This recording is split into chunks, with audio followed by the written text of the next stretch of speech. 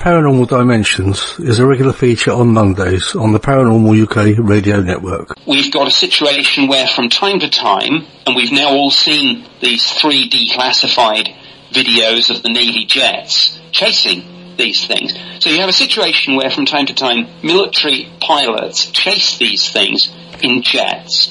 Simultaneously, they are tracked on military radar system, and we don't know what they are.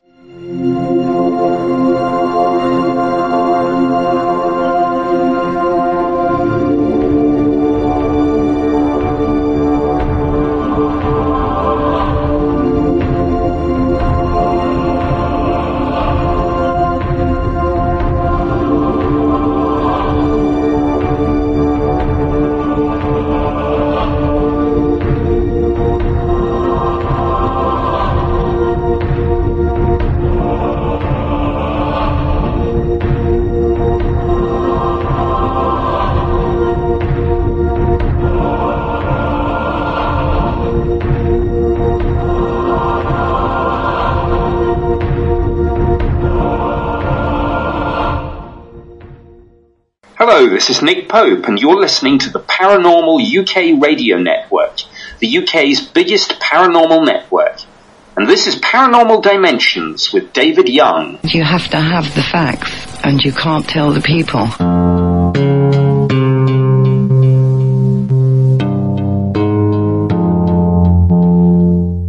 Hello and welcome to another show. Thank you for that introduction, Nick. Right, today I've got another superstar of the paranormal for you. He's a very prolific writer, Nick Redfern. First thing I'd like to do is say thank you for the emails and comments that I've had coming in. Some very interesting comments. Some were just saying how much they enjoy the show. I've had nobody say they don't like the show yet, but there must be some out there. But anyway, I thought I'd read this one out. It's quite an interesting little story, which I think you might find interesting. This is from a person named Kai. I don't know his full name. It says, "Hi David, thank you for a very informative and entertaining talk show." Okay, well thank you for the kind comment, Kai. I try to do my best. Following your invitation, I'd like to share a rather interesting experience I had recently. I have had other strange experiences, but this one is the most striking. I was suffering from a constriction in the esophagus from time to time, which resulted in food getting stuck. It sounds nasty. The process of getting it unstuck and down to where it belonged was at times rather uncomfortable, I can imagine, if not painful. Fearing the worst, I went to see a specialist who conducted some tests. All were negative. The constriction persisted, and in my desperation I tried to call our ET friends for help. I have no experience in remote viewing or anything similar, but this is what I did. I imagined a variety of extraterrestrial craft, large saucers, small saucers, triangular craft, huge motherships in a variety of forms, etc. Then I envisaged a schematic depiction of the esophagus with a red blob pulsing to point out the location of the constriction and the letters H, E, L, P, also in red. Spelling help, of course. After doing this for a while, 2 vertical beams of light appeared in the middle of my lounge. The beams were suspended in mid-air, approximately 8 centimetres in length and approximately 3 centimetres wide. The light they emitted was white, with a slight orange tint at the edges. There was absolutely no possibility of the beams being a reflection of any object in my lounge. Shortly after I became aware of the beams, they disappeared, and so did the constriction of my esophagus. I'm not quite sure what to make of this experience, but I would like to believe that ET's actually lent me a helping hand. I'm curious to know what you make of my experience. Kind regards, Kai. Well, Kai, all I can say, it's a very interesting story. All I can say is I'm pleased that you're okay now and better. And we can only hope that it was ET help. I really can't say any more than that. I mean, it's a very interesting story, and as long as you're better, I think that's the important thing, isn't it? Let me know if you have any more experiences like that. I'd really be pleased to hear from you. Thank you for getting in touch. And of course, if anyone else has got any comments or stories they'd like to send in, please do. My email address is davidyoung2qn@yahoo.co.uk. That's David Young, 2QN, all one word, at yahoo.co.uk. I'll be pleased to hear anything from you, and perhaps I can read yours out too. Okay, right, today's guest is Nick Redfern, as I mentioned. As most people will probably know, he's a very prolific writer. He's got a new book out now called The Martians. He was on a sister program a little while ago on the Paranormal UK Radio Network. But on this show, he's going to be talking mostly, I think, about the Redfern Forest conspiracy, which was one of his previous books, probably about 2 or 3 books ago now, because that's when I actually booked him for the show. But since then, he's had about 3 more books out. So this should prove interesting anyway, because it is the 40th anniversary of the Redfern Forest incident. So, really, without further ado, I think I should invite Nick to come and speak to us. Hello, Nick. Welcome to the show. Hey David, how's it going? It's going absolutely fine, my friend, and hope things are going well over there. How's the weather over there? I guess it's kind of like everywhere, you know, just sort of being careful and going where you're going and what or not going, you know. So, but I'm lucky in the sense that, you know, the job I do, you know, with the books and whatever, I pretty much work at home, and I'm not doing any conferences, no more lectures, no more conferences, no more TV, mainly because, you know, to go to them kind of places, you've got to fly.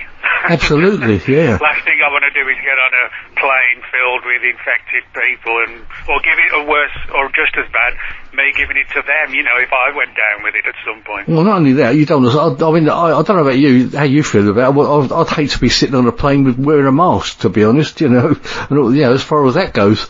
But, well, that's a good point as well, because, I mean, you know, when I go, you know, to get food in, that's enough for sort of like 20-25 minutes getting all your food in for the week.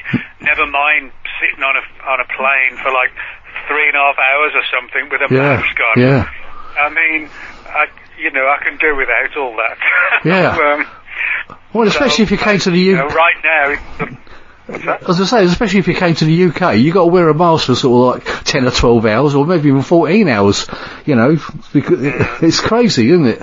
But anyway, we don't want to talk to. We get so much of all that. Let's not talk about all that. Well, I don't mind. Whatever you want to talk about, it's fine. I'll tell you what I would like to ask you. How is it you come to live in the US? How did you come about doing that?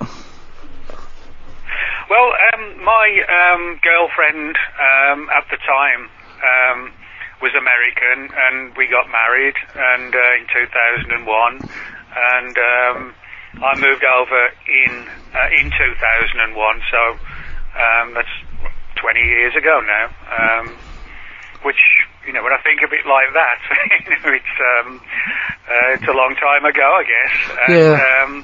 So, but it wasn't work or anything like that, you know, it was because I got married, so... Oh, right, so it's a bit of a personal question I shouldn't have asked, really, but... No, I don't mind. No, I mean, no, it's fine with me, you know. We've actually met at a conference, and she was there with the mom, and that's how we met. Yeah. And, so you became an American citizen, basically, did you? Off the back of that? No, I'm what's called a permanent resident. Oh, I see. Right. It's a similar situation. Yeah. Can you apply for citizenship, or you're not sort of bothered? Well, yes, you can. You can be, you know, some people stay as residents, some people stay as citizens, and then, of course, you've got other people who are here maybe, you know, on a work permit, that kind of thing. So there's actually several different categories, you know, of your positions. Yeah. I mean, I a few years back, I had the chance of becoming, you know, I was offered a job over there basically, because I used to come over there quite a bit for working on the AC-130s, because I used to go to Herbert Field in Pensacola, or just outside of Pensacola. And, but anyway, I gave that a lot of thought, but if they'd have asked me sort of like 20 years before, I might have sort of said yes. But it was sort of too late in the day in my life, really, to start thinking about moving to the States. But you know, so I suppose I would have been in the same position. But well, yeah, I mean, you can't just sort of, march into the country and say I want to stay. You have to. I know. You've got to be able to, and also, regardless of your position, you have to be able to prove that you can, financially look after yourself, and if you've got a family as well. You can't just sort of, like I said, you can't just roll in and say, I want to live here, etc., etc. No. So it doesn't work like that, but which isn't a bad thing, if you're going to come in the country, so yeah, I suppose off the back of a job offer, you're all right that way as well, but Well, but I guess from my perspective, I started at doing my first book in 1995, and so my first 3 books were out for 5 years. My first book came out in 97. Was that the third one in England? Am I correct? Or was that a covert agenda? Is that right? Yeah, that one came out in 97, so that's like 23 years ago. Yeah. Wow. And it was just basically a situation that from that period onwards, sort of 95, that I was already sort of stabilised in the UK, working from home. So it wasn't really, a jump, to move over here, because I'd already had sort of 3 or 4 years, sort of working as a writer. So it wasn't like a new country and a new job. The job was exactly the same, but it was just in a different country. Yeah. And I have to say, I think you're probably one of the most prolific writers in the supernatural UFO world that I think I can think of, really. I don't know how you do it. Well, I often get asked that question, how do you do it? Well, what I do, I never work weekends, I never work evenings, and I just work 9 to 5, Monday to Friday. I keep it like job hours, what I call them, and I wouldn't want people to think it's just a job, because it isn't. I've still got like the excitement and the passion for it all that I did, when I was 15, 20, that kind of thing. But for me, I think if I was sort of doing it, I don't know, 24/7, I'd be just fried, Yeah, you burn yourself out, yeah. Yeah, and when you burn yourself out, you don't do your best work. So for that reason, I get up, have breakfast, work 9 to 5, then at 5 o'clock, I, put the laptop into sleep mode, and I don't touch the laptop till the next morning. Then on a Friday, I usually finish about 4 o'clock, and the laptop stays in sleep mode till Monday morning. Right. I just don't touch it, and I don't check email throughout that period, and I'll check Facebook if there's work stuff that I need to deal with. But other than that, I just don't go online. You try to stay away from it. I don't blame you. Now, isn't it a bit like songwriting? Then you suddenly get an idea and think, oh, I should have had that. Aren't you tempted sometimes to then get your laptop out, or do you just make notes of things? No, that's actually, well, I guess it's a bit of both, I'm always sort of thinking of new ideas, but, sometimes for sure there's going to be enough material to be able to do a book, but then other times, it's more along the lines of, well, you really got to sort of dig into this because it's a really cool story, but, it might take sort of a year to do all the research and then another 6 or 7 months to do the writing. So it is a bit of everything, kind of like being in a band, and kind of also with the parallels with conferences and lectures, you write the book and then, you hit the road to promote the book, just like, a band new songs out and they go and promote the new songs. So there are actually a lot of very similar parallels, really, and yes, a bit like Nick Redfern on tour, isn't it? Yeah, well, it was until, most of the conferences here were just, slashed and cancelled because of the virus. And, I mean, in saying that, I mean, like over here, there's spikes, there are big spikes, and one of the reasons is because, there are sort of, big, groups of people still around. For example, about 2 months ago, there was a Bigfoot conference up north where there was, I think, about 1,000 people. So it wasn't. It's not like people are staying away, And then there was a conference not too far from me just recently where there's a couple of hundred, and so it's really how people want to respond to it all. I suppose for me, I think the best thing for me to do is to sort of stay inside. Yeah. It does come down to personal choice, doesn't it? But I think a lot of people feel they just want to get on with their lives rather than sort of living in fear and, tucking themselves away. I think that's kind of the way I look at it, but, Well, yeah, I think a lot of people have sort of, at first, everybody was kind of like, peeking around the shelves, in the supermarket, not getting too close to people. But now, I think a lot of people have just sort of, put their mask on and they're just going to, hope for the best because they're just sick of being inside, So, I think that's part of it. I mean, I don't see people over here sort of living in fear, but I do see a lot of people who are sort of just kind of depressed and what's going to happen kind of thing, Yeah. And of course you've got the American election going on. Now when this goes out, obviously the elections will be over, which is next week. But actually, as we're talking now, the election is kind of really in its last throes, isn't it? All the votes are probably just about in now. Yeah. So so what is your prediction? And remember, what is your prediction as to who's going to win?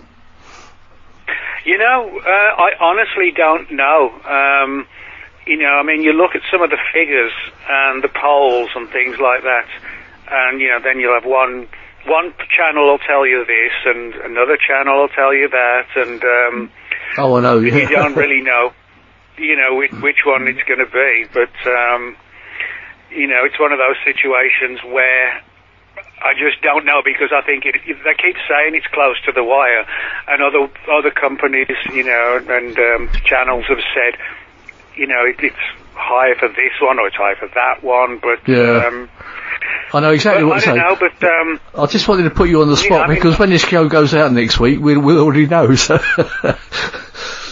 Well, we will know by then. We'll be talking in the past right now, but I mean, I've always been a Democrat, and Labour in the UK, right?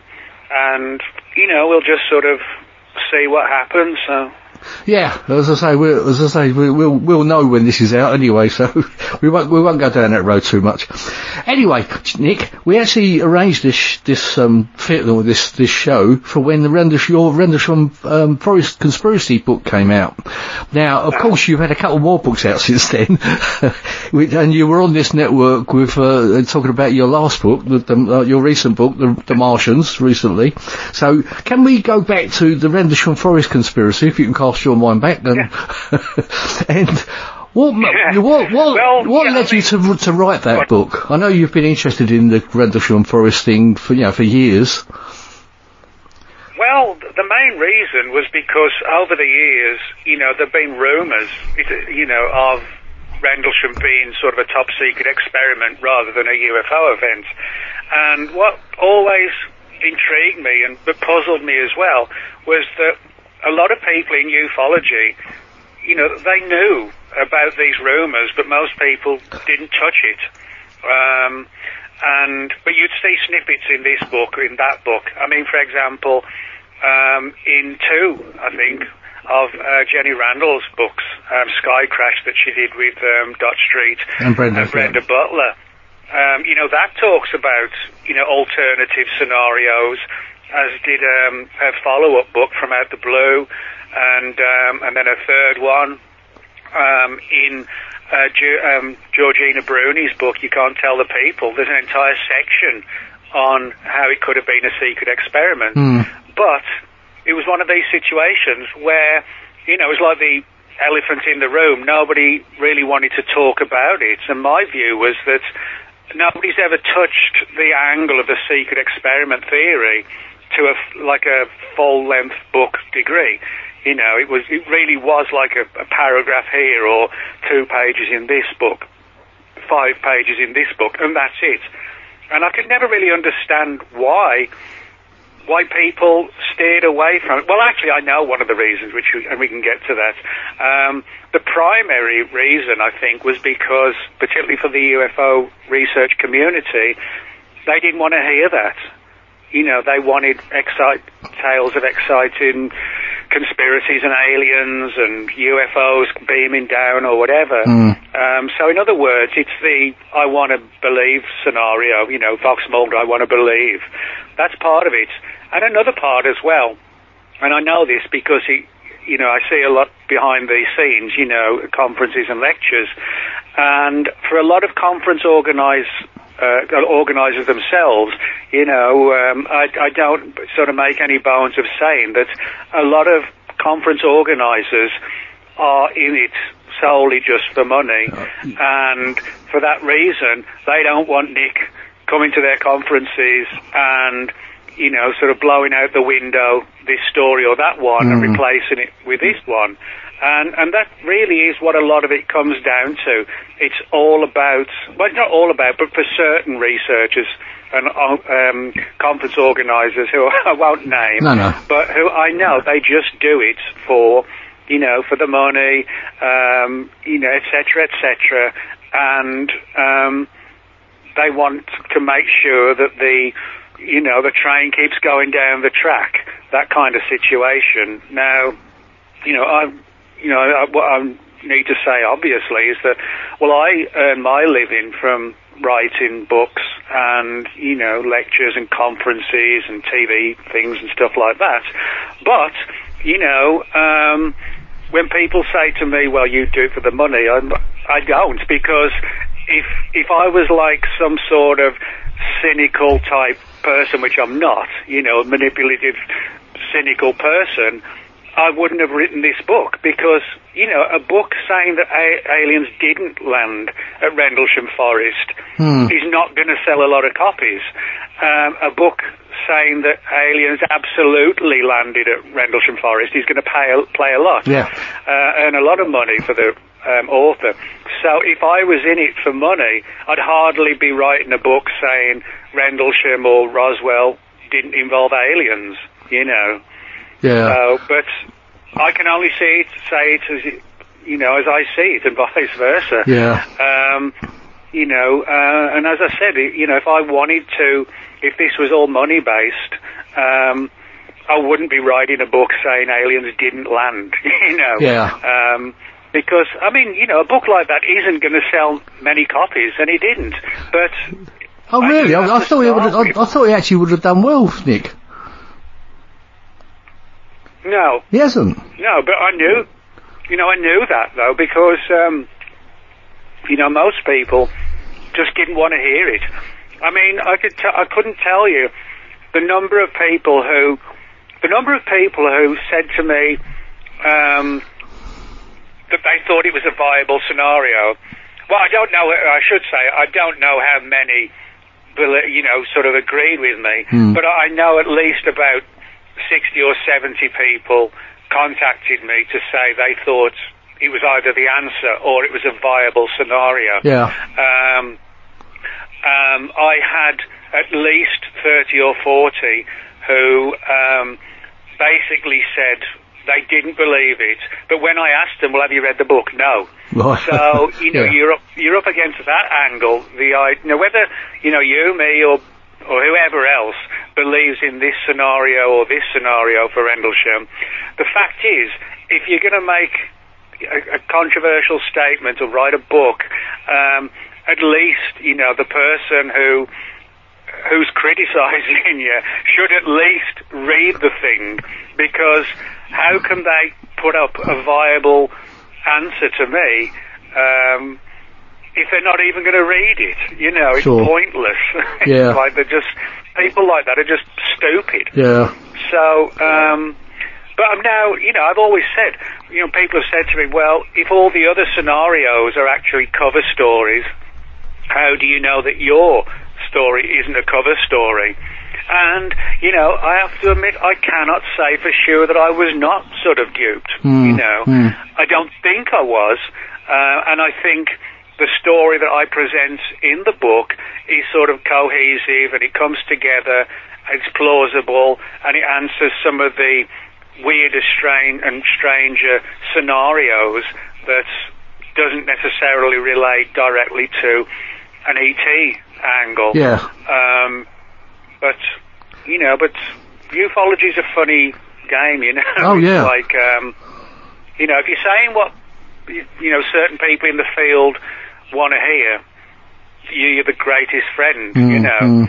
If you dare to say, you know, this, you know, fantastic case that everybody's loved for 30 years, and you suddenly say something else, you know, it's like your worst enemy. But the way I look at that, I mean, I don't care, you know, I've got thick skin, and somebody wants to scream at me, you know, I'll shout back. Yeah, sure.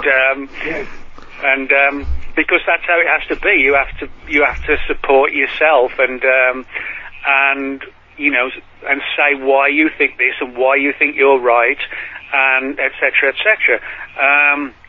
But in saying all of that, you know, if you write a book like this, and you know, I've done 2 or 3 like this where I've sort of, you know, really kind of walked away from the conventional stories, then you know, you realise how quickly people change, because it's all driven by emotion, you know. And I mean, I wouldn't want to sound like a robot.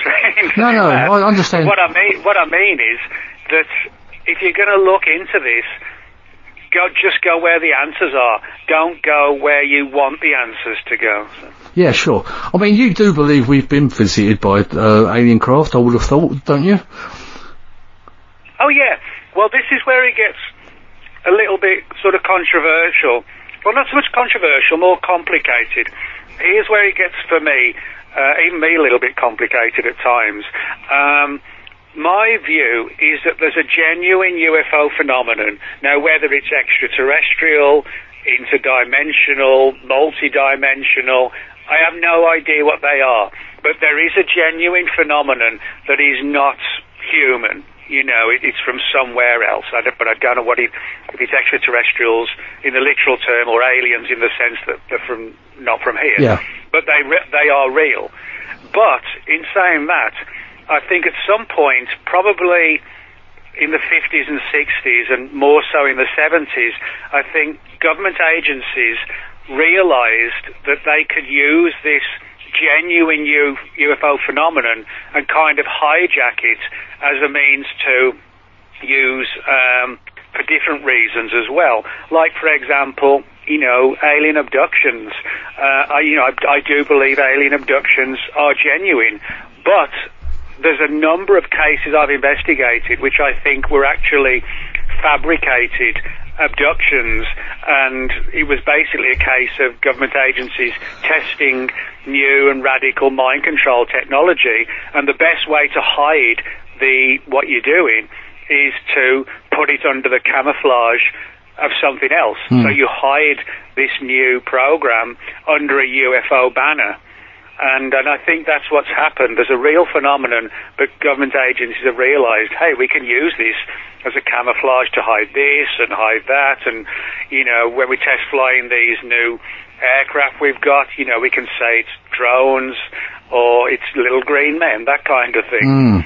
So I think there is a real phenomenon, but it's also a phenomenon that has been used as a tool to plan other things, you know, and other programs, and see how people react if they actually see what they think is a UFO when it may not be. Yeah. You know, you can judge how people would respond, and that's kind of the scenario in the book, that we're talking about sophisticated holograms, things like that, and sitting back and seeing how the soldiers in the woods respond, and if they respond like hysteria, panic, down on the hands and knees crying or whatever, then you could actually gauge how the enemy might respond on the battlefield.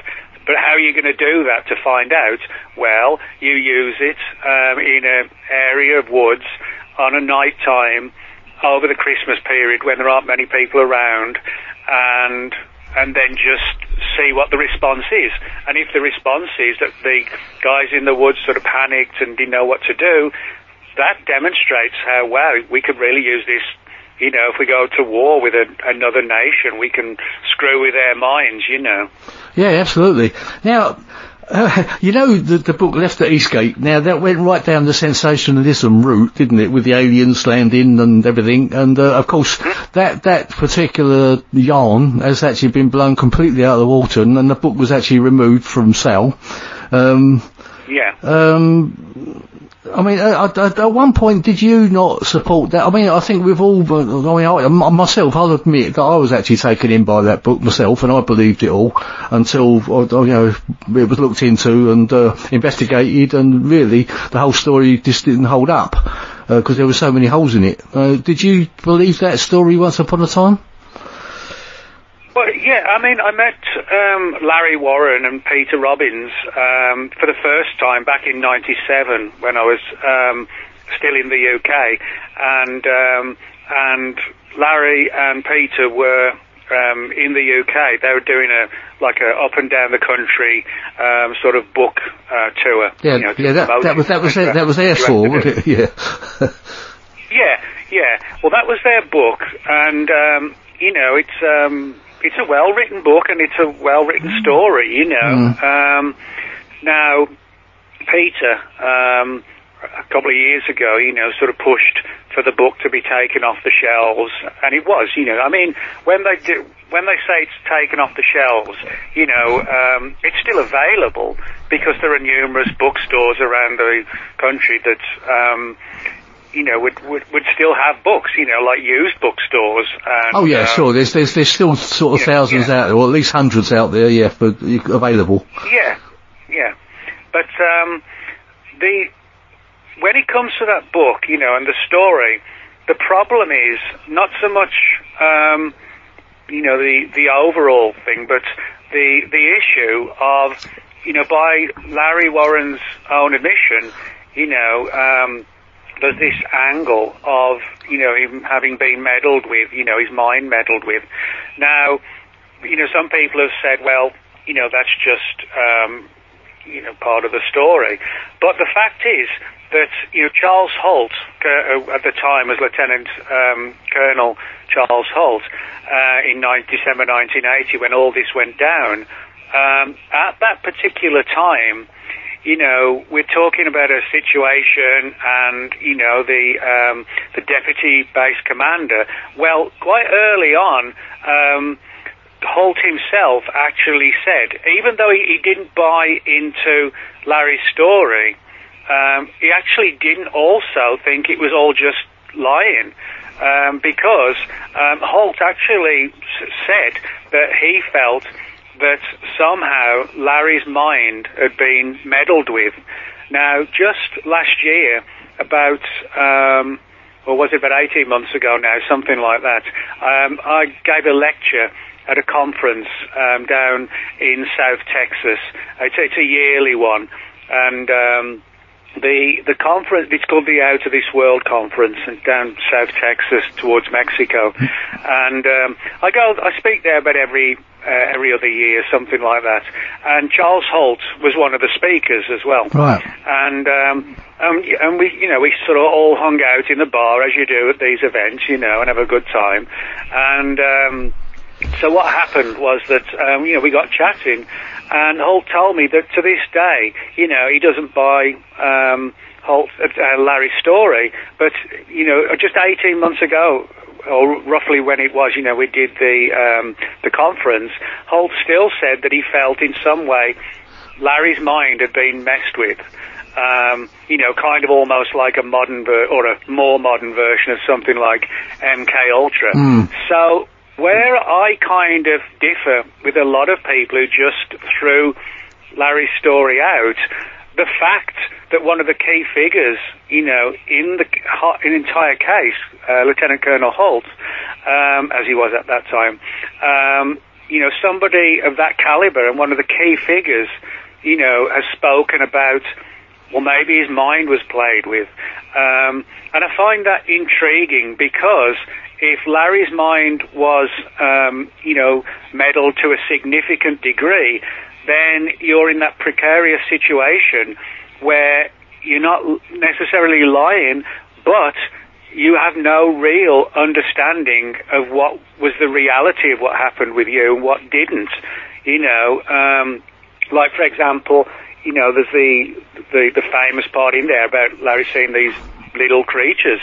Well, if your mind has been meddled with, how would you actually know if that part of the incident or the incidents was a real part of it, or your mind had been playing with and inserted, and you actually, so you wouldn't be lying, you would legitimately not actually know what was the truth and what wasn't. And I think that's a scenario, pre all of this, Larry and Peter were just, sort of promoting their book, etc. After that, it all became, Larry's an outright liar, and it was like black and white. It went from people like the book, everybody's buying it, and then suddenly it's taken off the shelves and Larry's a liar. But when you look at the subtleties, if his mind was really messed with, and, to where Larry isn't sure himself, what the truth was, well, that in itself is part of the story, Yeah. I think what also adds to that is that Peter really felt as if he was really taken in as well, didn't he? Because I think right from the start, he was actually questioning Larry Warren's story, but he kind of went along with it. And I think what's the big undoing of that was that Larry Warren was found to be lying in several other areas of like his duty and everything, and it kind of took the whole story apart, didn't it? Well, yeah, I mean, like I said, you can still get the book, but I don't know sort of the extent to which it's available. But again, it's one of these situations where there's so many sides to this, and that's honestly not me sitting on the fence. For me, we have to look at every aspect of it, not just the black and white angle of he's a liar, no, he's not a liar, etc., etc., etc. To me, it's far more deeper than that, and more sort of subtle than that, and that kind of situation about, when people, like, I'll give you a good example, like a genuine, real situation, like in the early 60s, and I talk about this in the book, when, a number of UK military personnel were exposed to LSD in 1964 in woods and forested area not too far from Porton Down, and they were all dosed with LSD, and some of them had, highly graphic hallucinations in English woods. And you think about Rendlesham, well, that's a bunch of guys in English woods, and in relation to the Porton Down LSD thing, they were seeing all sorts of weird things.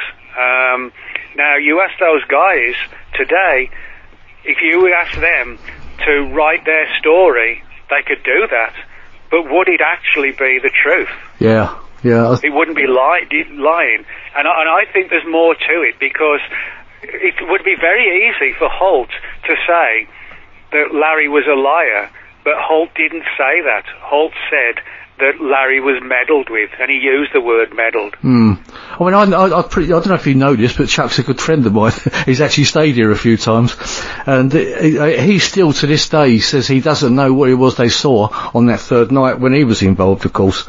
Well, if it was the third night, because there's really some questions there, even, isn't there? If it was the first, I know it wasn't the first, but either the second or the third night, because the second night or the second incident is still a bit of a misty figure, isn't it? Well, yeah, I mean, everything about Rendlesham is weird, you know. I mean, a lot of people, even in ufology, you know, a lot of people don't know or realise that going back to the 1930s to pretty much to the late 80s, you know, the whole area was a hotspot for secret classified experiments. Oh, yeah. Yeah, Cobra Mist and everything, yeah. Yeah, well, there was, back in the 30s, there was the Tizard Committee, which is one of the earliest places where radar was developed in the 1930s. Then in the 1940s, you got the mysterious story of Shingle Street, where allegedly there was an attempt to invade the UK late one night from the East Coast. And reportedly, a number of the German personnel were all sort of fried and set on fire by some sort of technology. And then, as you said, Cobra Mist, which was another top secret radar-based program. Now, the interesting thing about those three projects, the Tizard Committee, and then the Shingle Street situation, Cobra Mist, and various other programs, a lot of people don't know that all of those projects were all within or less than 10 miles from Rendlesham Forest. So, you know, when you've got somewhere like Rendlesham Forest 7-8 miles away from some of the most significant and top secret programs that were ran in from the 30s onward, you know, they turned out to occur or to have been put into place less than 10 miles from the forest. So, you know, when I look at it like that, you know, I can't see it as just a coincidental situation.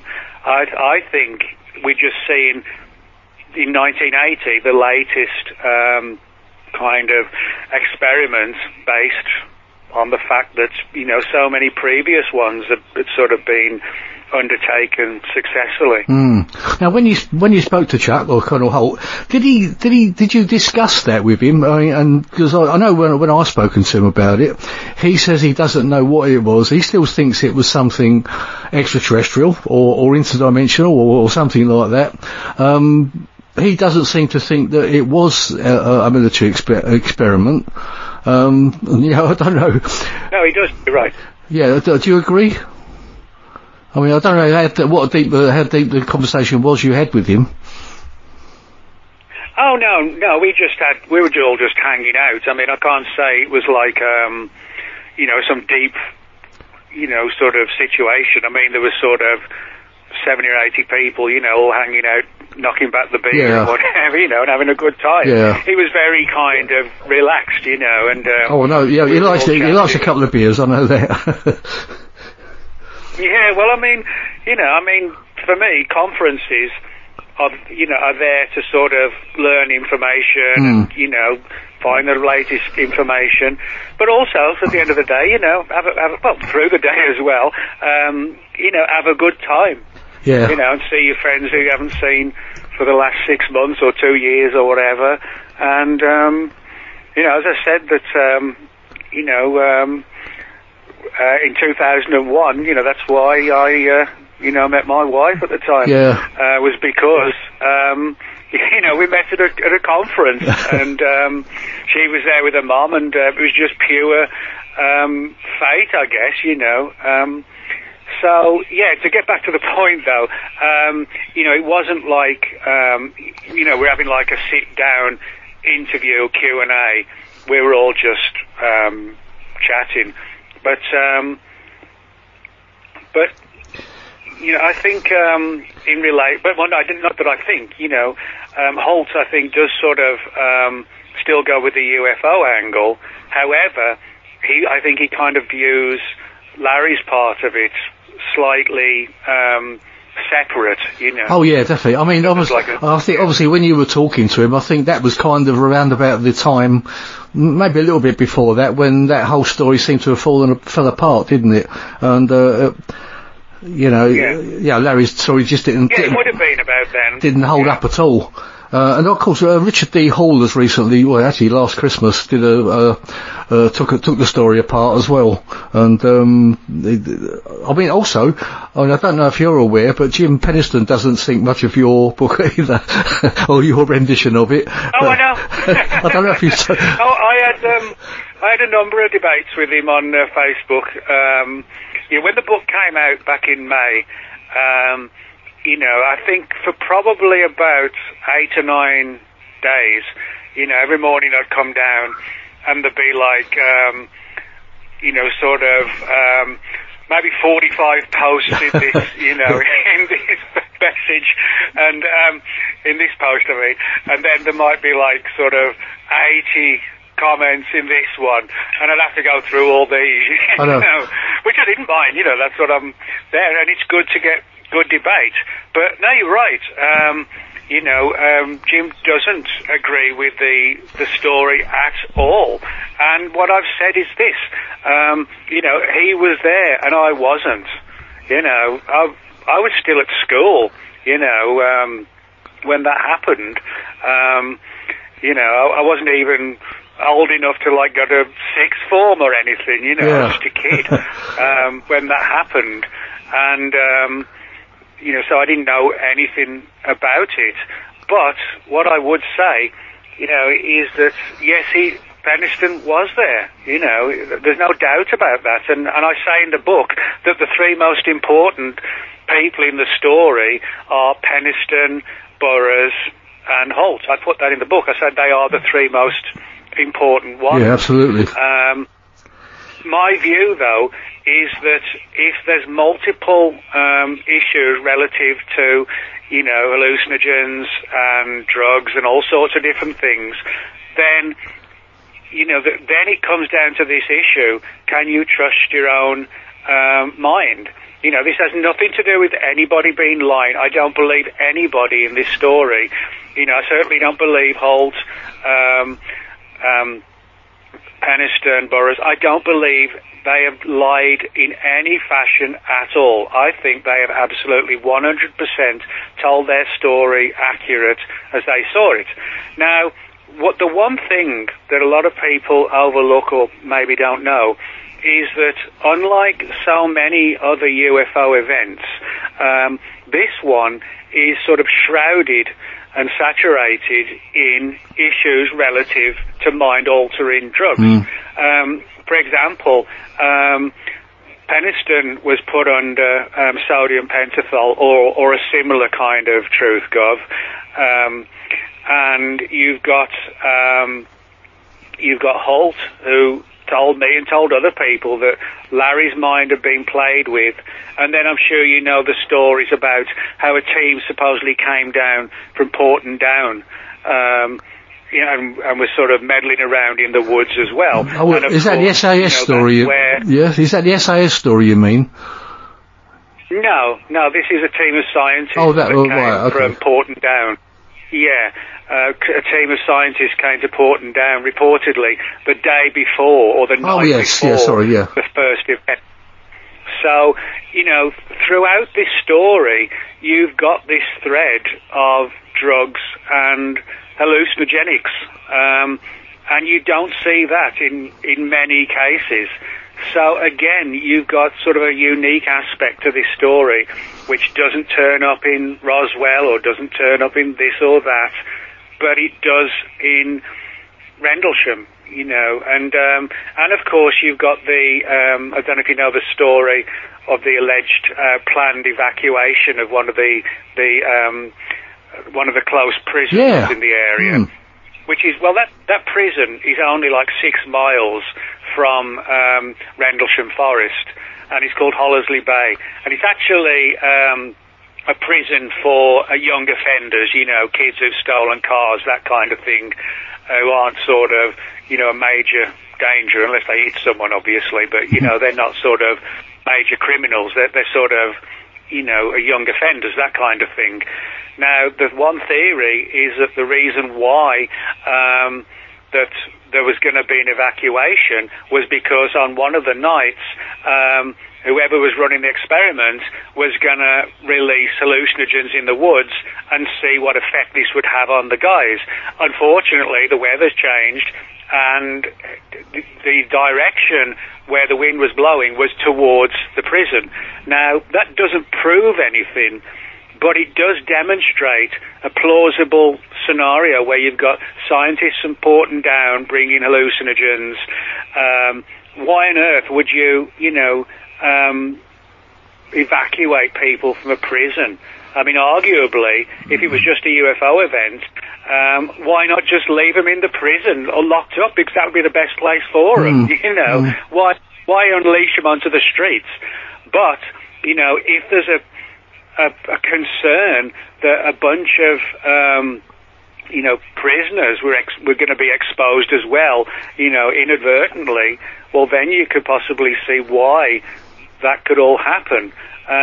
So again, there's so many things going on in relation to Rendlesham that don't seem to fall into a regular situation of a UFO event. But you see, again, like I said, these threads of drugs, of mind alteration,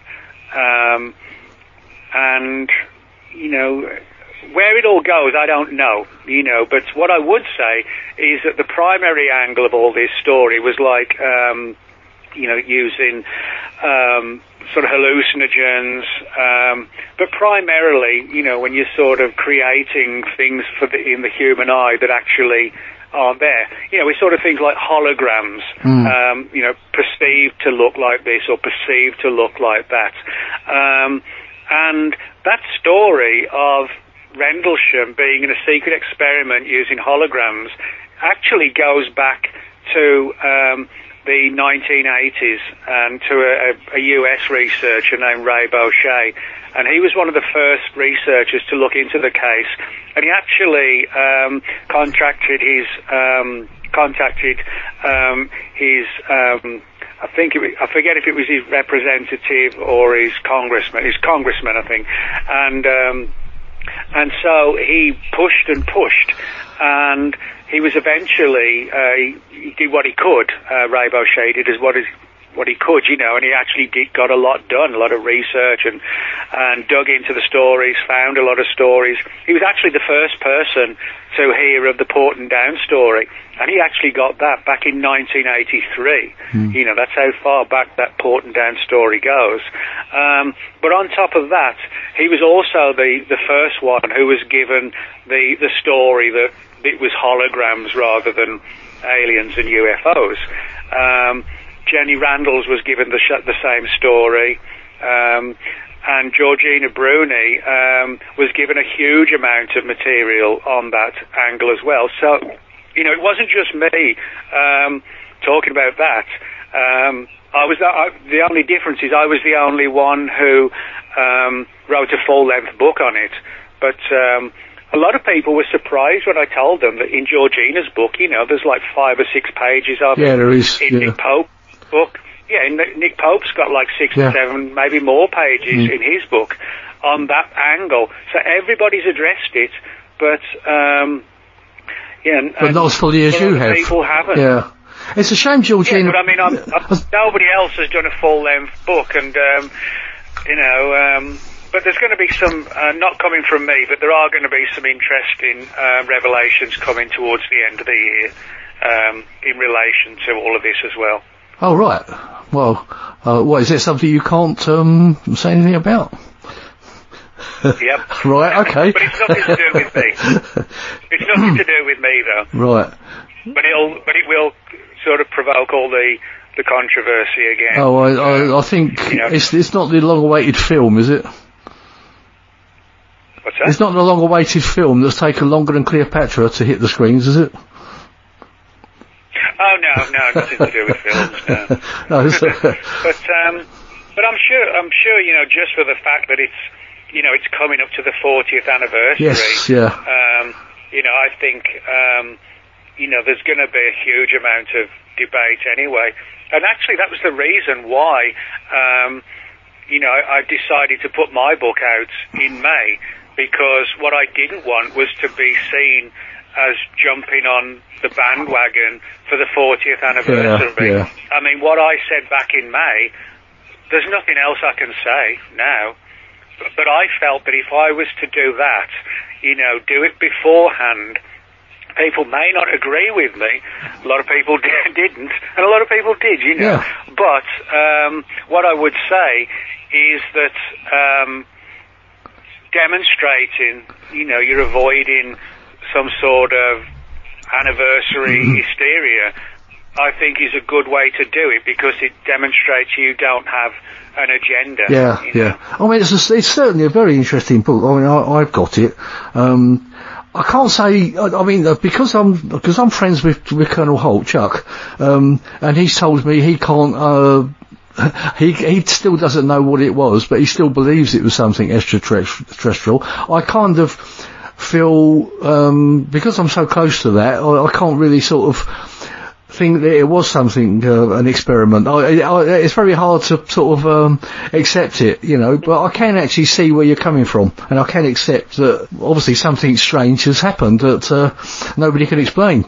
But and also, Jim Penniston's book is so detailed as well, with who said what, when, and everything. I don't know if you've read Jim's book.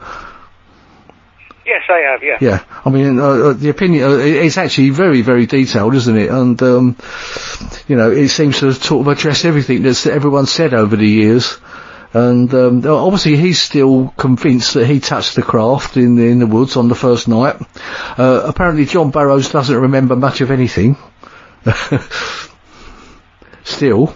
Well, again, you've got this issue of, people's minds, that they can't remember this, they can't remember that, a little portion here's gone, that kind of thing.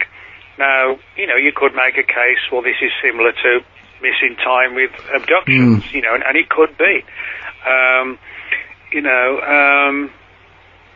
But I think the most important thing is that, we keep digging, and, and because it's important, because if it's proved that aliens really did land at Rendlesham, then that would be like one of the most amazing things ever, and the entire UFO research community could stand up and say, we got it right. Yeah. On the other hand, though, if it turns out that it's a highly advanced, sophisticated experiment to test and personnel and see how their minds, sort of played with or whatever, if that's the answer, then ufology is going to have the task of looking at, well, which are the real UFO events and which are the ones that have been used, like in the form of a secret experiment to test new technologies, and we can wipe it all off as, just little green men, don't worry about it, So either way, the answer is going to be a profound one for ufology if we prove it, and that's the big problem, and this is kind of like Roswell. We've got a lot of testimonial, we've got a data, etc., but after 73 years now, we still don't have evidence. And what that means is that we'll just keep having more and more books written on the subject. And that's the same with Rendlesham. More and more books. And I'm not complaining about that, because, I write books. Sure. And documentaries and films and things, yeah. Yeah, but in saying that, it's a situation where we can only go on so long just recycling old stuff. And we can only go so far in terms of the data we've got. Somehow, if to find the answers for Rendlesham, we literally have to do that. We have to find the answers, because all we'll have otherwise is just debate. And debate can be good, but not when it's the same old debates going on for 50 years, where somebody says, well, I think MJ12 documents, are real.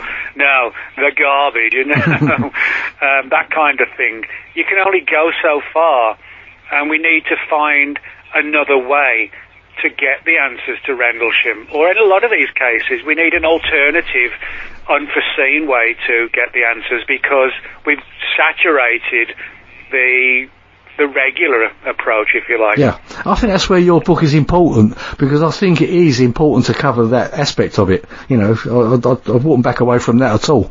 You know, I think all no need to creep. Yeah, no, I think all aspects of that.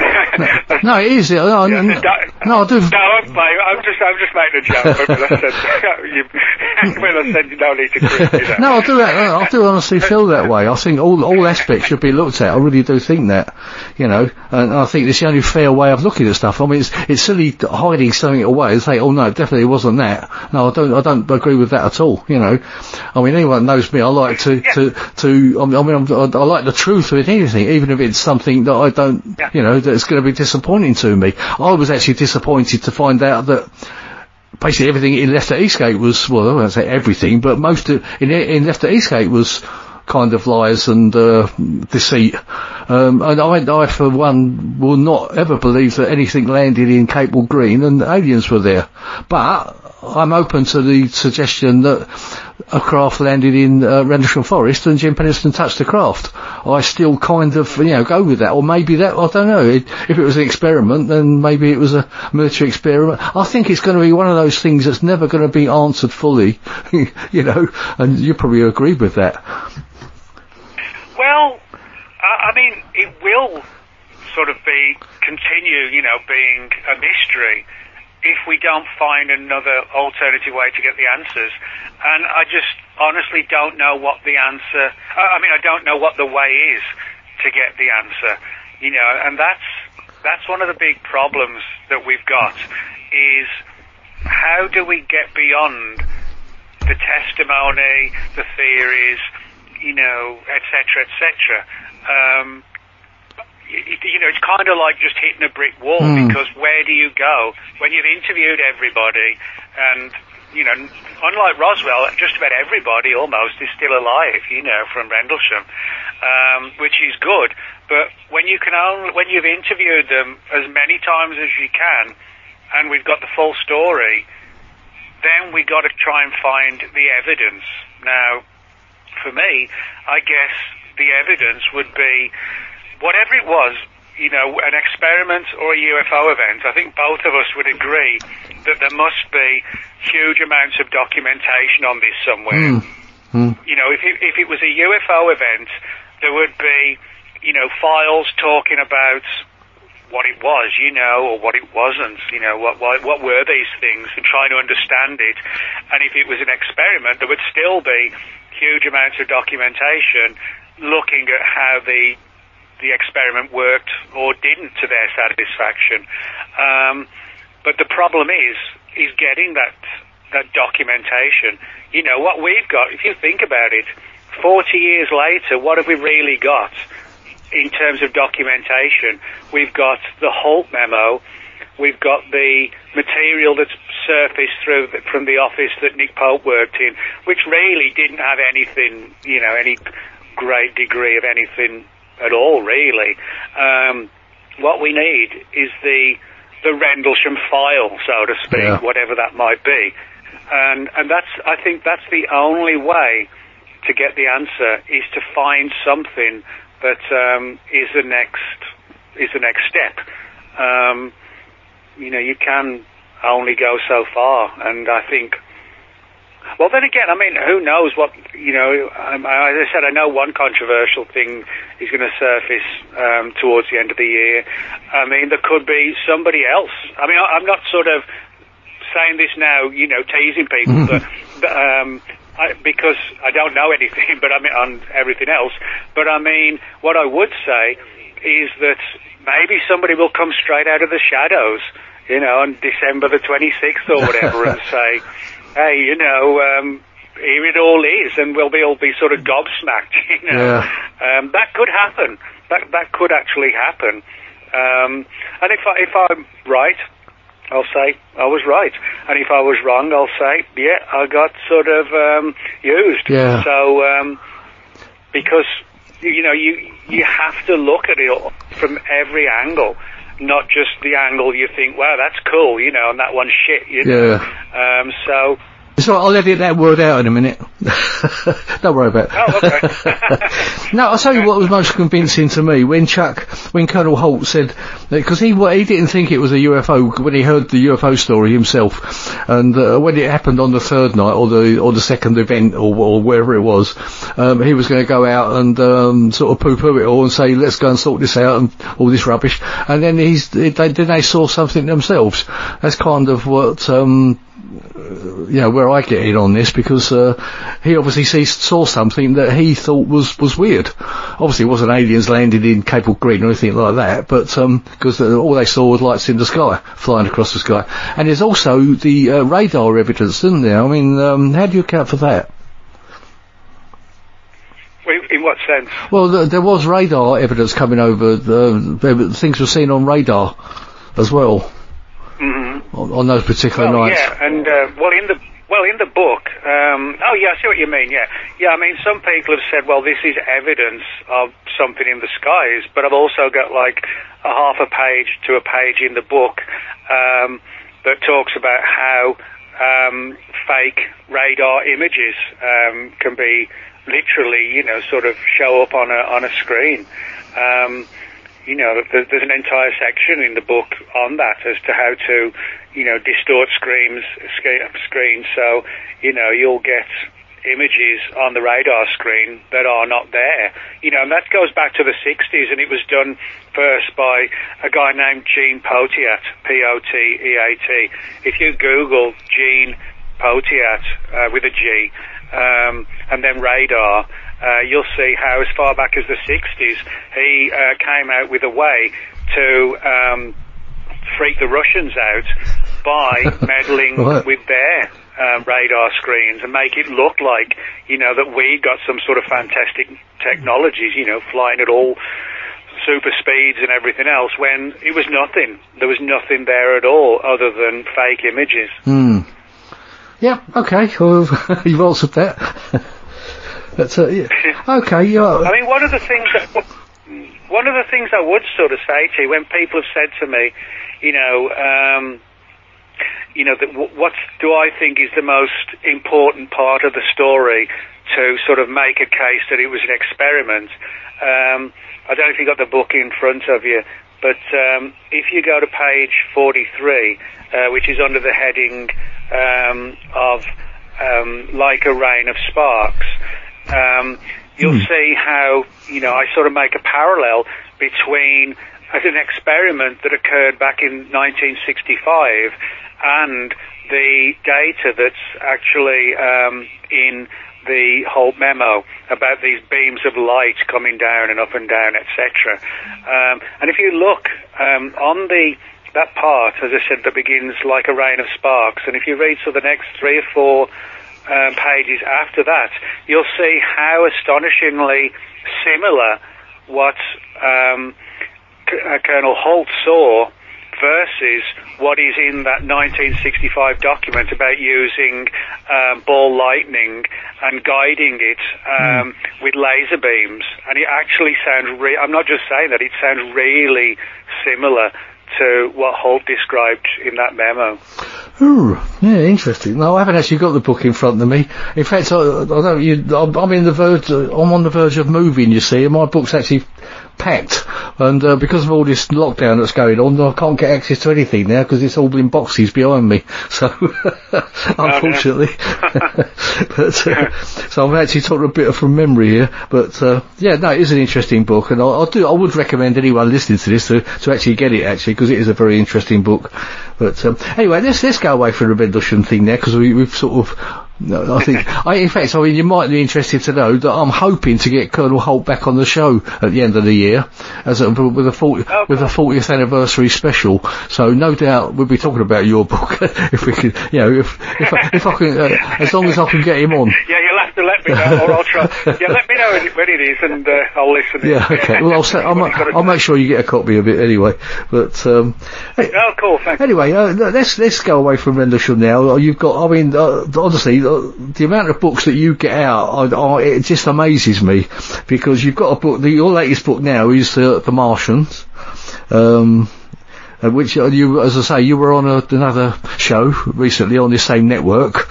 So, anyone wants to listen to that? It's I think you covered that book quite a lot on that. But you've also done before that things like Monsters of the Deep and Bloodlines of the Gods and the Bigfoot book. Now, what's your feelings on Bigfoot?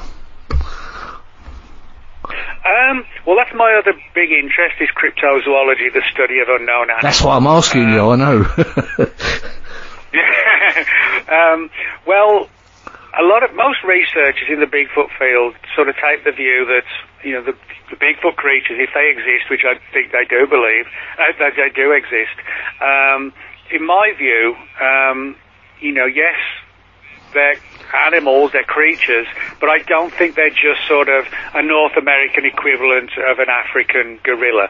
I don't think they are, because there's some really weird cases on record where people have seen these things kind of vanish in a flash of light. People have seen them sort of glistening with almost like these little, almost like Christmas tree lights flickering around them. And there's a lot of weird stuff like this. So where they've been around sort of these strange lights, they vanish. We never catch one. The evidence is also always kind of, well, it could go this way, it could go that way. We never get contrary to what people have said, there is no Bigfoot DNA. There isn't, there's nothing. Now, my view is that in a country the size of the US, with more than 300 million people, and where Bigfoot, the creatures, not just one, that the creatures have been seen all across the country, and they're like 7 to 8 feet tall, and we can't even catch one of them. I mean, I could understand if Bigfoot was the size of like a mouse, that you would never catch them, or you probably wouldn't. But I mean, seeing these things all across the country, and they're giants, they're not just tall, they're giants, and we cannot catch one, cannot kill one, they never get hit by cars, and they've got this sort of typical here 1 minute or here 1 second, gone the next second.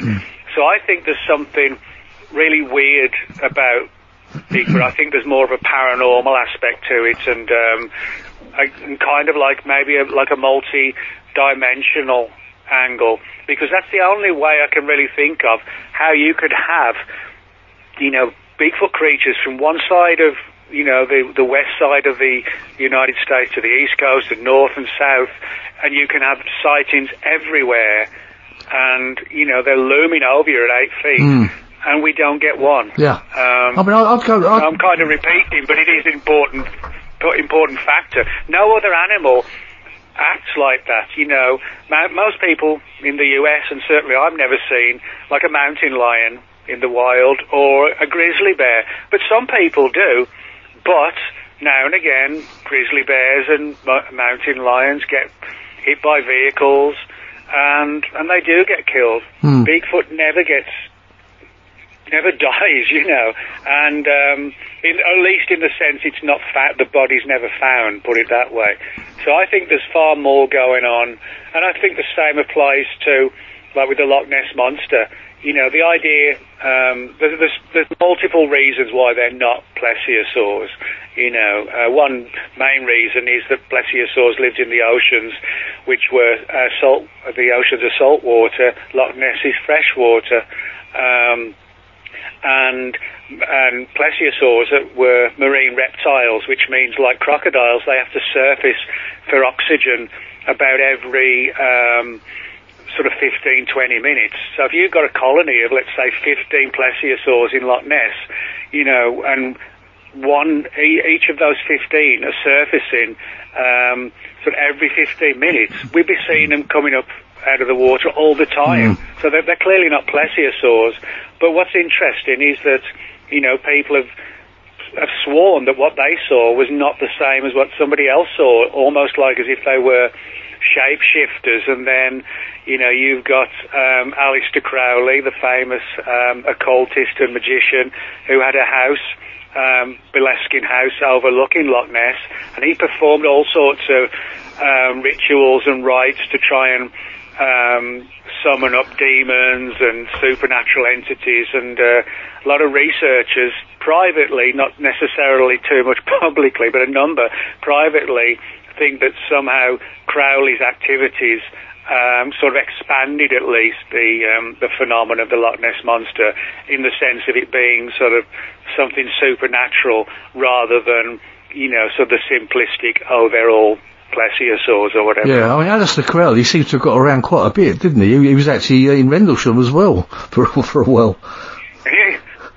Well, he was all over the place, yeah, and he was also he was a really good mountain climber, and all sorts of things. He was a poet, and people just sort of remember him, for his his rites, his rituals, and his orgies, and his altered states, which is not a bad way to live your life, really, Yeah. It amazes me they've never made a film about him, actually. I think that would be... Yeah, that's a good point, actually, yeah. Yeah, it would actually make quite a good movie, wouldn't it? But, it would, yeah. I mean, I don't know... probably somebody like... Sorry, go on. Probably somebody like Johnny Depp would do that good. Oh, yeah, you're probably right, actually. Yeah. I don't know how you feel about Bigfoot and things. I know there's often related to UFO incidents as well, isn't there? UFOs are often seen at the same time, or round about the same time. Yeah, that's right, yeah. Actually, there was a big wave of that in 1973. A friend of mine, Stan Gordon, he wrote a book about 10 years ago now called Silent Invasion, and that book is it's a full-length book all about this wave of Bigfoot and UFO activity in Pennsylvania.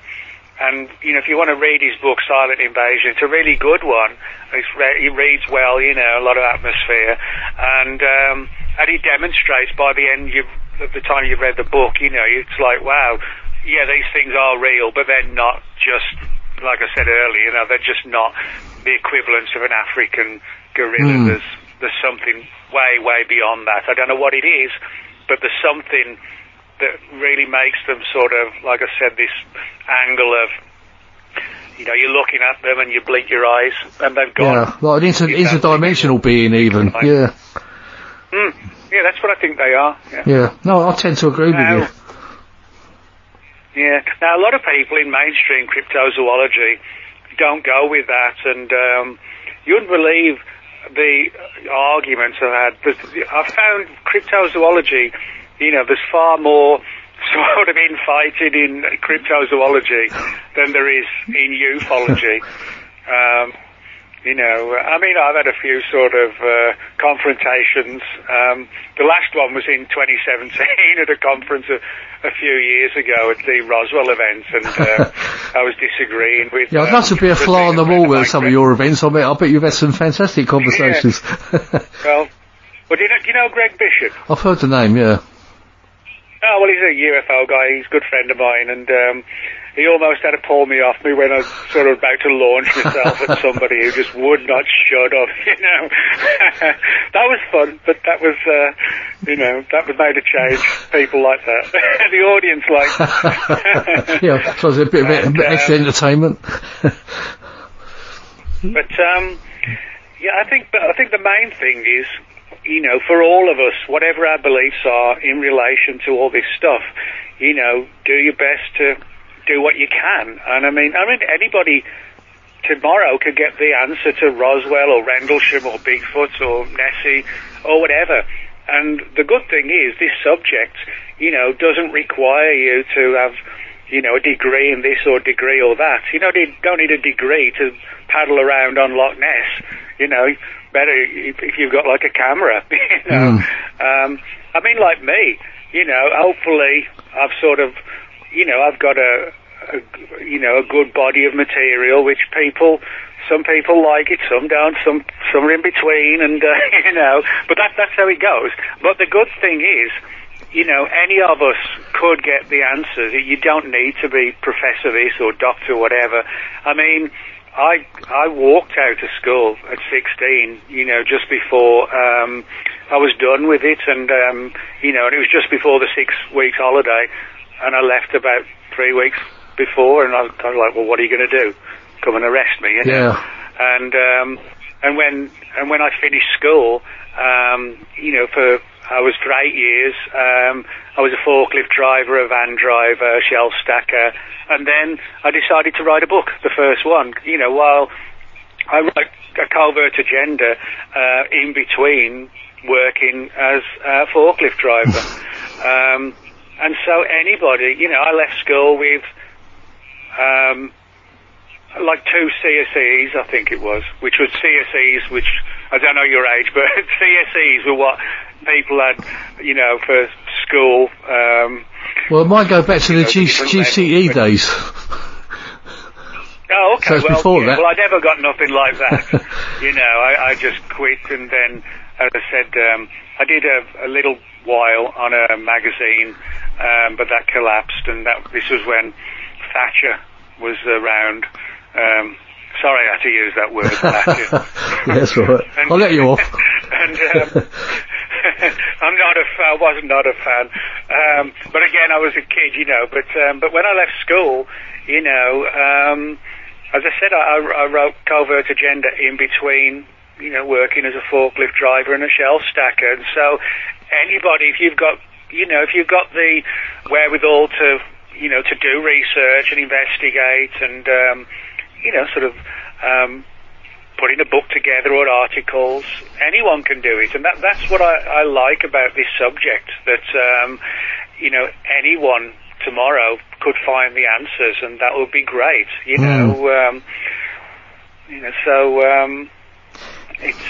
it's one of these subjects that, the whole thing, like cryptozoology, ghost hunting, UFOs, that is one of the good things. If you're dedicated, you're prepared to go out into the field, do investigations, you're not frightened to knock on people's doors and say, hey, somebody told me that your grandfather knew something about this case, and they either say go away or they let you in. That's right, yes. But if you don't do it, you'll never know. You have to do the work. Yeah, feet on the ground, that's the way to do it. And also you can, there's so many, like supernatural, if you like, or paranormal subjects you can either specialise in or really cover a lot like you do, because I don't think there's anything you don't cover, is there?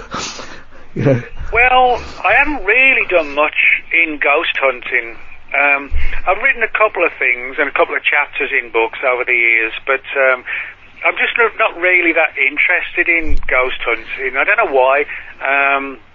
My key one would be cryptozoology, then ufology, and there's quite a bit of paranormal stuff I like. Like, for example, Crowley's work, things like the shadow people, black-eyed children, sort of paranormal stuff like that. So, I write about that quite a lot. I don't really do much at all in relation to politics. It's not really there's too much of that around anyway. What's your actual feeling on ghosts? Do you believe in ghosts? Well, I think it's one of these situations where it might not be just one phenomenon. One could be something that has, survived bodily, the physical body, in the form, of a person, where people say they've seen a family relative, a day after they died, that kind of thing. I also think another big interest of mine is tulpas and thought forms, the idea that the human mind can conjure up things if you focus on it enough. And I think that could relate to some ghost cases, the idea that you focus on the person and then you create like a projected version of the original person, It's sort of tulpas and thought forms. It's an intriguing angle, the idea of focusing to the deepest degree you can to create something in the human mind. That's why, I think people now see things like the Slender Man, which was absolutely created, as an internet piece of fun, online fun and entertainment. But then, you had literally thousands and thousands of kids focusing on the Slender Man and writing stories about it and artwork and all these different things. And then suddenly people start to see it in the real world because so many people are starting to believe in it, that it creates almost like a living thing that actually never lived, but you brought it into life just by enough people focusing and quite literally creating it. So I think that could be responsible for some ghost cases, but yeah. But I mean, me and my wife, or my ex-wife, I should say, who was when we got married. But we had a weird experience back in 2003, and we had a dog named Charity. She was, the wrinkly dogs, the Shar-Peis, and she died suddenly. She had a fever, and she died about 2 to 3 days after that she got sick. And we had some really weird stuff in the apartment we lived at the time. Like, one of them was like a really overpowering odour of wet dog smell. Now, anybody who's got a dog, I know this. We know that, a wet dog smells like. And I'm not kidding, it was as strong as if you'd sort of burnt the toast in the kitchen. It was that's the sort of parallel I'd make, it was that powerful. And we didn't have any more dogs, and we were just sitting in the living room, and it just, and this was like 2 days afterwards. And Dana, that's my ex, she woke up in the middle of the night hearing like the pitter-patter of nails going down the corridor. And Charity would do that. She'd sort of sleep in the living room till in the early hours, and then she'd come down the corridor and then jump on the bed and sleep on our bed with us.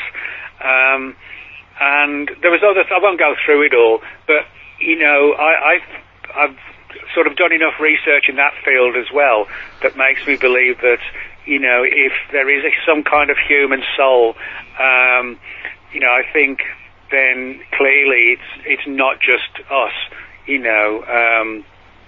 but I think the important thing to differentiate between is, the issue of life after death versus mainstream religion. Now, I don't have any time at all for mainstream religion. For me, organised religion, for me, has been created to control people through. I agree. Yeah. It's basically put together to control people through fear and guilt. Now, for me, mainstream religion has nothing to do with what happens when you die. And I think, that angle of threatening people and frightening people into doing this or don't do that, you'll go to hell if you do this, or you won't go to hell if you don't do that, etc., etc.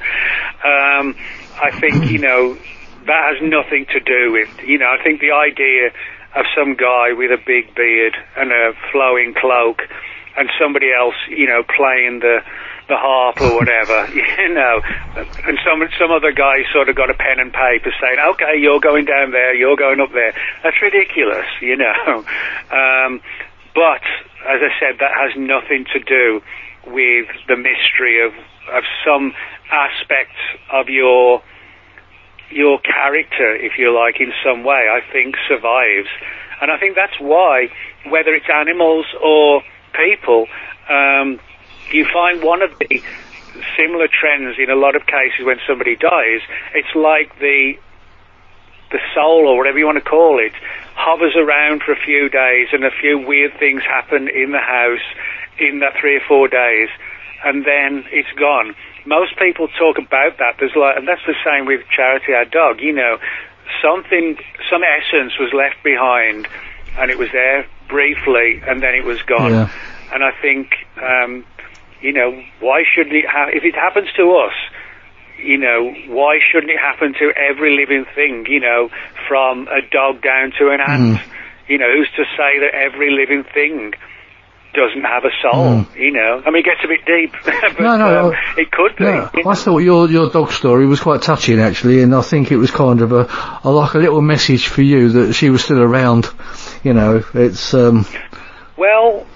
Well, you find that in a lot of cases. It's as if the people, or what's the aspect of them that's still around, you know, I think it's intriguing because it's not like they just sort of wander around for the sake of it. It almost does come across as if they want to say everything's okay, that kind of thing. Yeah, okay, you know, I mean, we've all had our pets, you know, and everybody, without being negative, but everybody's pet dies at one point. We all hope later than early, you know, kind of exactly the same with us. You know, we want to go later as well. But it's, you know, in a lot of these cases, I think, whether it's animals or people, I think the whole purpose is for the person to see, you know, their relative or their pet, because, you know, the one that's passed on wants to show that everything is okay, you know, it's a sad time, but I'm still here kind of thing. So I think that plays into a lot of it. I don't think it's just, you know, they're just weaving around and walking through the walls for no reason. You know, it's, I think it's with a purpose, really. I mean, obviously on this show I've had quite a few people on who are actual psychics and mediums and etc., and they're very convinced as to what they're seeing, and I believe that the soul does survive. I mean, I'm not a religious person either.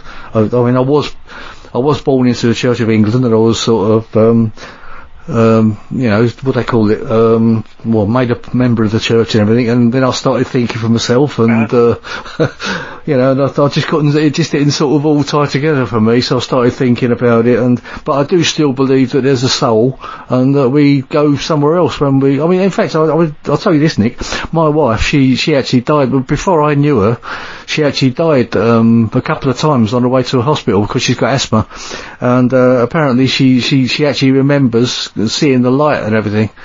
And actually the ambulance drivers actually went into the hospital to see her, to tell her about when she actually died in the ambulance on the way to the hospital, and she was brought back and everything. So she's actually got no fear of death now, because she says she knows that there's something at the end of it, because she was given the choice to come back. You know, it's which is quite interesting. I mean I don't pretend at all to know what happens to us or where we go, but like I said, I don't think it's so simplistic as, you know, what people would say. I think we're looking at something that, if you could figure it out, it would actually be sort of explained with science, possibly, you know, things like heaven and hell, and all these other, you know, cultures around the world have their own versions of heaven and hell. My view is that, you know, ancient people knew far more about that than we do, and I think what they call, or some people call, heaven and hell, you know, and different kinds of realms, I think they're probably sort of multiple dimensions, multi-dimensions, and I think ancient man knew something about that, possibly even a lot more than we do, and they understood that there were different planes where your soul would go to. But you know, they viewed it as Hades, as heaven, as hell, etc., etc. But that's more of a simplistic way to explain a dimension versus another dimension. So I think whatever leaves our body is acclimatized to that realm of existence, but it's a very different kind of existence, if you like, you know, than what it appears to be, at least. Absolutely.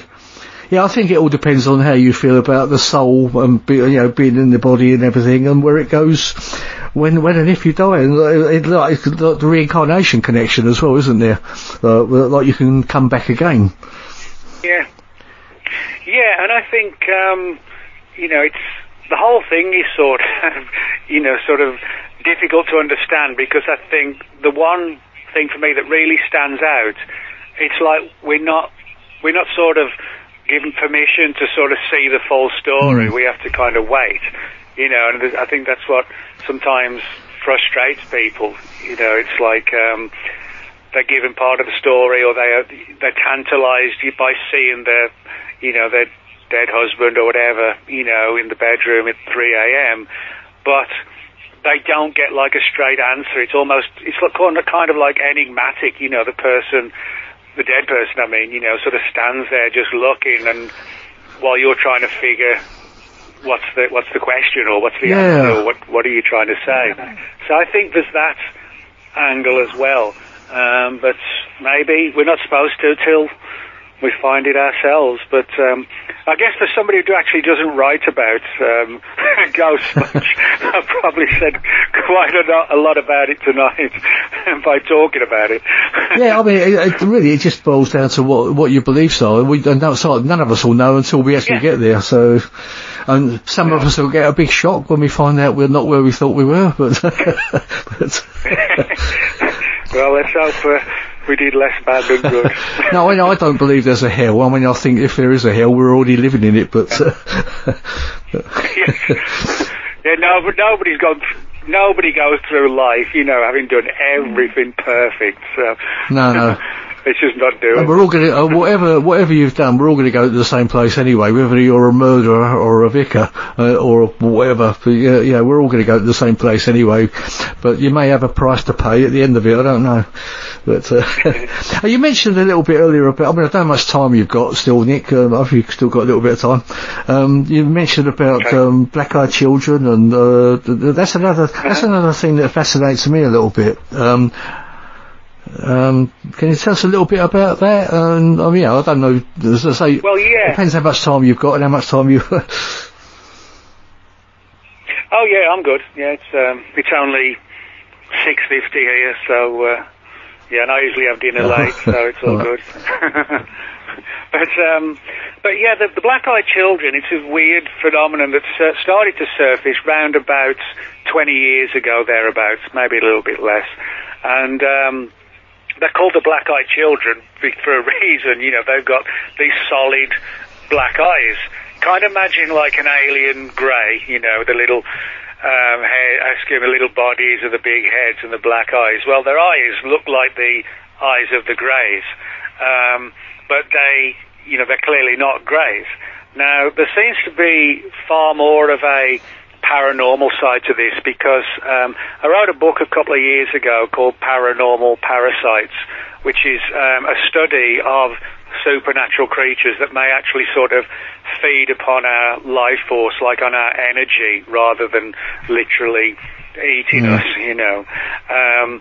and what's interesting is that I've never come across a single case of the black-eyed children where there's a UFO component, which is interesting because the eyes look just like, as I said, like the black-eyed children's eyes.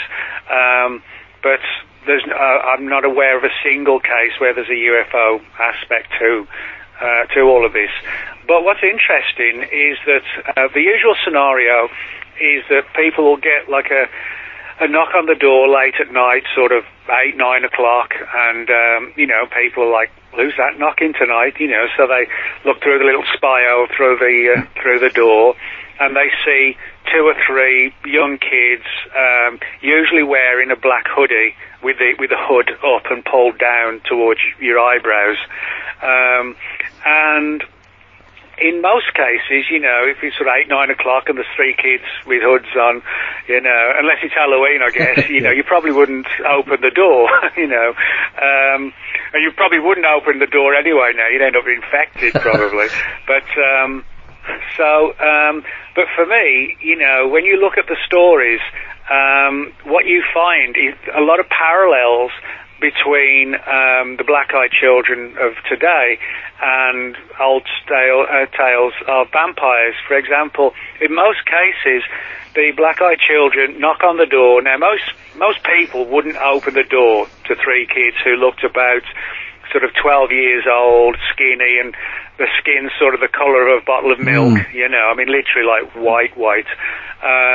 You probably wouldn't let them in, but very often the witnesses have said they actually felt impelled to open the door as if, something was controlling their minds. And they could actually, in one case that I've got, where the guy actually put his hand towards the door to open it, where it was as if his arm wasn't his arm. He was watching it being opened by his arm, so to speak. And but they always ask to be invited in. They come. They don't use those words, but they usually say something like, "We're homeless. can we come in and have some food? Or we're lost, can we come and use the telephone and phone our parents? And so, in other words, they're waiting for the person to say, yes, you can come in and use the phone, or yes, we've got a loaf of bread or whatever. And it's almost, in a weird way, as if they've got sort of rules and regulations that they have to sort of stick to.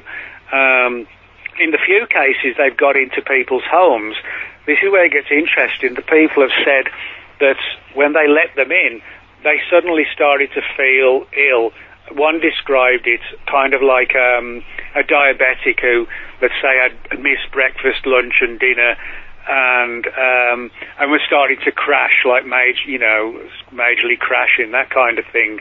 And, they started to feel cold and clammy and shaky, didn't feel well, and literally as if their life force was being drained of them, And there's a lot of reports like that. So, that whole phenomenon is an interesting one and a weird one. But it's, I've got reports from the UK, from the US, a couple from South American countries, and I know there's a couple of Italian cases I heard of as well. And, what they are, I don't know, but to me it's more supernatural than it is. As I said, I'm still yet to come across one that has anything to do with UFOs, despite the similarity with the eyes. Yeah, very startling though, isn't it? It's very much like you said about the vampire thing, about being invited in. It's got very strange connections, and perhaps that's part of where the vampire stories came from as well. Well, I actually mentioned that in the book, the idea that everybody thinks of vampires, they think like Christopher Lee, and sort of like hot-looking woman who gets bitten on the neck, But you're right. I mean, it's a weird, fascinating subject, and as you said, it wouldn't surprise me if we're looking at a phenomenon that's actually quite old, but which is perhaps only now occasionally being seen. When now that people are talking about the black-eyed children, maybe their cover is starting to be blown to a degree, and because people are starting to, oh yeah, we know what they are, it's those black-eyed kids, that kind of thing. Up until that point, people might not have sort of seen them up too close, if they're out at night and the heads are down and the hoods are down, you probably wouldn't notice the eyes too much. But yeah, I mean, those parallels are there to see. So, but if you look throughout, folklore, history, mythology, I mean, you usually find there is some sort of genuine origin, for a particular piece of folklore or mythology. And that might be ours now, that sort of perceived, as something, well, these tales of vampires, it's just a legend, but maybe it isn't. Maybe, there is kind of like a subtle crossover between the real phenomenon and how back in the 1600s, maybe 1700s, it was sort of, blended into a story, a legend, when there's actually some degree of reality to it. I mean, we could be back in the interdimensional realms as well, couldn't we? Yes, exactly. Yeah. Anyway. Yeah, I mean, well, that's an important. Just quickly, that's an important part of it, because the people who do see the black-eyed children and they literally sort of stand there like a zombie watching. I'm talking about the people standing there like zombies, mind-controlled. What they've said is that when the black-eyed children leave, then it's like suddenly the chains come free, so to speak, and the person runs to the door and opens it, and they're already gone. But they've gone in in sort of an impossible, quick time, which again kind of suggests maybe like an interdimensional angle. They literally sort of dematerialise right in front of the door as they leave. Yeah, scary stuff. I hope they don't knock on my door any time anyway. No, you probably wouldn't want them to come in the house, no. Anyway, I guess sort of we're going to start winding up in a minute, but I can't let you go without talking about your latest book, which is The Martians. Well, unless you've got another one coming out already. No, I don't. Yeah, well, the new book's, it's called The Martians because it's about the Martians. That was a joke. Yeah, no, I did get that. Like a lot of people, you know, I've been sort of fascinated over the legends of Mars for years, you know, particularly things like the face on Mars when that first surfaced in the mid to late 1970s. And I think the first time I saw that, I was like, I don't know, 10 or 11, whatever it was, but it was sort of the 70s anyway, mid-70s, late 70s. And when I saw that sort of really caught my attention. Now, you know, I know today, you know, some people say, well, it's just a case of, you know, seeing something like, for example, a dog's face in a cloud, you know. But the more I've dug into this, you know, the more weirder sort of formations and what seem to be not just the face on Mars. There's actually several head-like, what look like ancient carvings on Mars. So the whole book basically is a study of the possibility that in the distant past, the very distant past, there may have been a Martian civilization, maybe not too dissimilar to ours, with a culture and, you know, lives and families and everything, and something at some point went massively, you know, just totally, you know, destructive, and what it was, who knows. But I think there's enough evidence to suggest that Mars was once like a vibrant world. And so that's the theme of the book.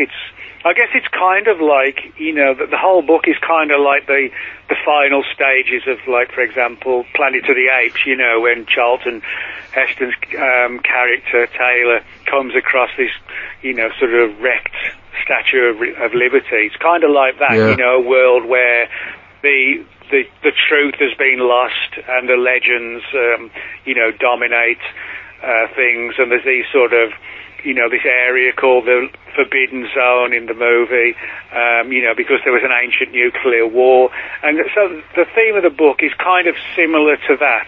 And I mentioned that, you know, the movie and the parallels in the book, but it's kind of like that, you know, looking at the possibility of this ancient, highly advanced culture where something went terribly wrong, and it's basically me presenting the data that I think is strong enough to demonstrate that scenario. Yeah, I mean, there are even theories that we are the ancient Martians, aren't there, that you know, way back in time that we came to Earth from Mars.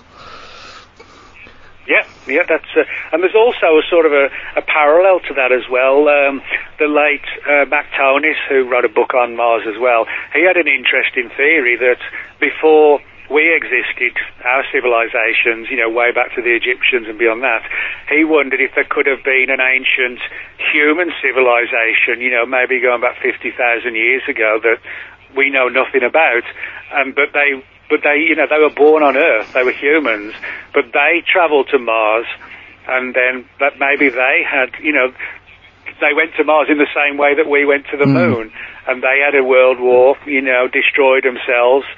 So, you know, maybe the face on Mars looks like a human face because ancient humans went to Mars and built it. You know, maybe there aren't any Martians. In other words, maybe it was actually us who went to Mars, which is like another sort of layer of the puzzle. So yeah, sure.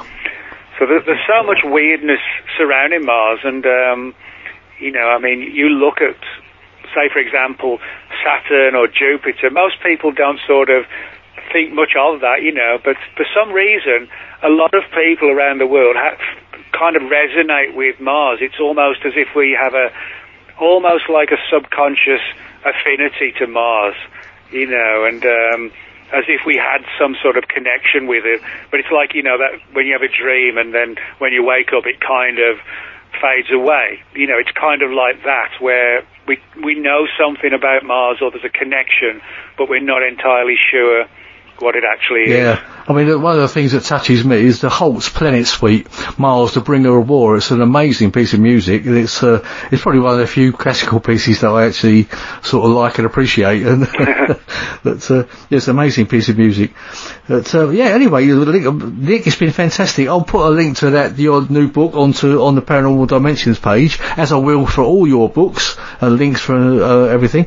Now, if anyone wants to get in touch with you, you've obviously got websites and things, or email addresses, or... Yeah, I've got a blog titled World of Whatever, so if you just Google Nick Redfern World of Whatever, it'll take you directly to my blog.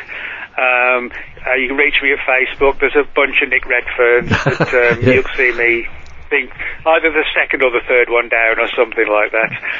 I can't believe there's more than one. And oh yeah, there's lots. There's like in the 20, 30, 40, I think, something like that. I was surprised, actually. Yeah. But, actually there's two other writers named Nick Redfern, which gets really confusing as well. There's one guy who, he writes reviews for movies and things like that. Oh, right. And, so how many... he does like history of How many movies. times do you get mistaken for him? I wonder. Is that the same guy? I'm sure that happens occasionally, probably. Poor guy.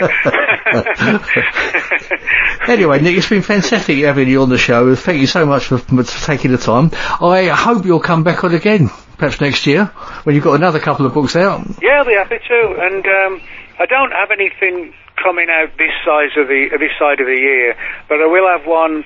The next one will probably be about maybe March or April, and that'll be like an A to Z type book on time travel. Oh, that sounds good. Oh, all right. Well, I'll book you in for spring then, sometime. Right. But anyway, Nick, thanks again for coming on. It's been fantastic, and I've really enjoyed talking to you. And I hope everything goes well over there in the States. Look after yourself in all this, and keep yourself out of trouble. Yeah. All right, well, cheers, mate, and thanks again for having me on, and give me a shout, if there's any breaking story you want me to comment on, give me a shout or whatever. Yeah, I'm always pleased to, you always interest me when you're on Ancient Aliens, etc., and it's always good to see you, and you're one of the most appreciated... Well, I ain't done that for a long time. No, I think it's, I hope you'll get back on there again, but I think you're one of the most appreciated people in the paranormal business. And, Oh, well, thanks. I mean, I try to tell it as I see it, and, and I believe in just telling it as I see it. And if people like it, that's fine. And if they don't, well, that's how it goes, and I think you should just, say what you think, do your own thing, and get the data out there that you've got, and don't worry about what other people think about it, That's exactly the way it should be. Have thick skin, have thick skin and debate this and debate that, because that's the best way, really, to get the answers, is not just to share cool campfire stories. The best way to do it is just to, sort of hard work, looking for, solid information, and that, hopefully, doing that, we'll solve some of these cases. And I mean, like I said, maybe somebody will solve Rendlesham in time for Christmas, Well, we'll wait and see. Perhaps the next time you come on, perhaps we can have a chat about that and see what transpired at the end of this year.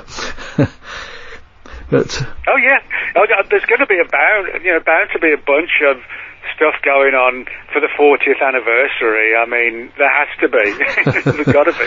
Well, as I say, I'm hoping to get Chuck back on, Colonel Holt back on again at the end of the year, so I'll keep you in touch with that. All right. Anyway, cheers, Nick. Thanks a lot. All right. Yeah, cheers, mate. Thanks a lot. Bye-bye. Bye-bye. All right. I'll see you later. Bye. Okay, well, you've been listening to Nick Redfern on Paranormal Dimensions on the Paranormal UK radio network. I'm David Young. Thank you for listening, and take care, and hope you'll join me again next week. Thank you. Bye-bye. Paranormal Dimensions is as bright and powerful as our celestial star, the sun. And although it's expending thousands of pounds of energy every minute of the day, have no fear. There's plenty left.